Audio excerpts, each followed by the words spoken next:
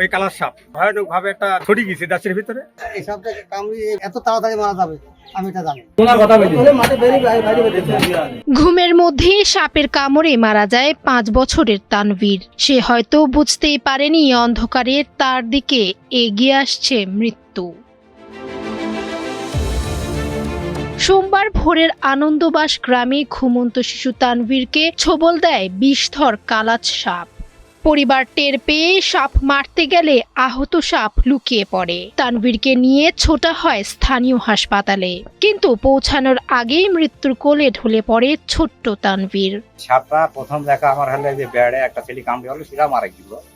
ওই সাপ আর এই সাপে একই কালার, ওই সাদা আর কালো দিয়ে দাগটানা। ওই সাপ প্রথমে দেখছি আমরা যে দেওয়ালে বেড়ে বেড়াইছে, তারপর আমরা নিশ্চিন্ত হয়েছি না সাপে কামড়ে। তার আগে তার আমরা নিশ্চিন্ত হয়েছি, বুঝতে পারিনি যে সাপে কামড়াইছে। তার পরবর্তীতে ছেলে যখন নার্ভাস হয়ে যায়, পরবর্তীতে আমরা লাইট দেখতেছি যে দেওয়ালে সাপ দেখার পরে আমি লাঠি নিয়ে বাখার মারলাম, ওই দেওয়ালের ইতে লাগলো না গায়ে। তার পরবর্তীতে ওই ড্রাম ছিল, ড্রামের পাশে দাঁড়াইলো আর আমি একটা লাঠি নিয়ে যাই, মনে করেন দেওয়ালের সাথে ধরলাম। এটি কোনো বিচ্ছিন্ন ঘটনা নয়। গত 2 মাস ধরে মেহেরপুরের বিভিন্ন গ্রামে কালাচের অস্বাভাবিক উপস্থিতি টের পাচ্ছেন মানুষ। কালাচ নিশাচর প্রাণী। রাতের আধারে ইঁদুর তাড়া করতে করতে ঢুকে পড়ে বসত ঘরে। আমরা জানিয়েছি এই গত কয়েক বছর আগে বেড়ে একটা ছেলে কামড়েছিল মশারের ভিতরে, ওই কালার সাপ। এই যে নেটে দেখলাম সে নাকি কুষ্টা নিয়ে যাওয়ার পথের ভিতরে মারা গেছে ওই কালার সাপ। সাপের ছবি সহ দিয়ে দিল। আমাদের এখানে সাপের ছবিটা হয়তো পায়নি, দেয়ালে সাথে ধরছিল আর কি। ওই একই সাপ ওরা দেখাচ্ছে, একই সাপ। তবে এই সাপগুলো খুব ভয়ানক ভাবে একটা দেশে ছড়িয়ে গেছে গাছের ভিতরে। এর প্রতিকার কি, এটার জন্য আমাদের অবশ্যই পদক্ষেপ নিতে হবে, আমার বলছি। অজান্তে পায়ের নিচে অথবা শরীরের নিচে চাপা পড়লেই এই কালো সাদা রঙের সাপ ছোবল দিয়ে বসে।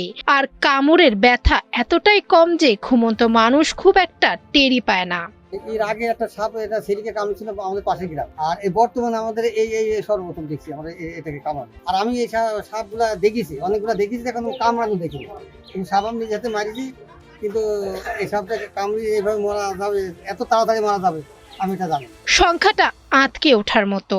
গত মাত্র 8 মাসে গাংনী উপজেলা স্বাস্থ্য কমপ্লেক্সে সাপের কামড়ে চিকিৎসা নিয়েছেন 77 জন। এর মধ্যে 6 জন হাসপাতালে পৌঁছানোর আগেই মারা গেছেন। এই পরিস্থিতি নিয়ে উদ্বিগ্ন স্থানীয় শিক্ষকরাও। গত রাত্রিতে কালা সাপে দংশন করে তানভীর নামে ছেলেটা মৃত্যুবরণ করেছে। আমরা বিগত কয়েক বছর ধরে এই কালা সাপের উপদ্রব অত্র এলাকায় অত্যন্ত বিস্তার লাভ করেছে।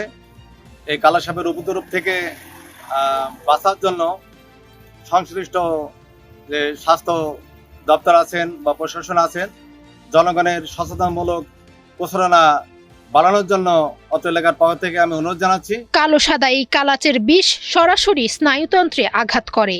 সময় মতো চিকিৎসা না পেলে মৃত্যু অনিবার্য। তাই সাপের কামড়ের সামান্য সন্দেহ হলেই সঙ্গে সঙ্গে হাসপাতালে নিতে হবে। বর্তমানে সাপের অনেক উপদ্রব, বর্ষাকাল চলছে, এই সময় বাড়ির আশপাশে ঝোপঝাড় বেশি থাকার কারণে এখন এই সাপের উপদ্রবটা অনেক বেশি বেড়ে যাচ্ছে।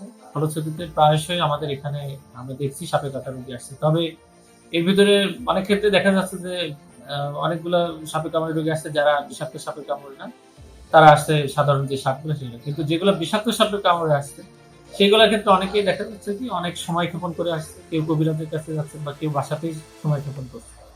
তো আমাদের তাদের ক্ষেত্রে মেসেজ থাকবে যে আপনারা যদি এমন হয় যে শিওর না সাপে আসলে কামড়াইছে কিনা, নিশ্চিত না হলেও আপনাদের যদি সন্দেহ হয় যে হ্যাঁ এটা সাপে কামড়ানোর মতো মনে হচ্ছে, তাহলে আপনারা তৎক্ষণাৎ চলে আসবেন। রাতে ঘুমানোর আগে এখন দরজা জানলা বন্ধ করলেও নিশ্চিন্তে থাকতে পারছে না মেহেরপুরের মানুষ। তানভীরের মতো কোনো শিশু যেন এভাবে না যায়, এই একটাই চাওয়া এখন পুরো এলাকার। ডেস্ক রিপোর্ট, সময়ের আলো।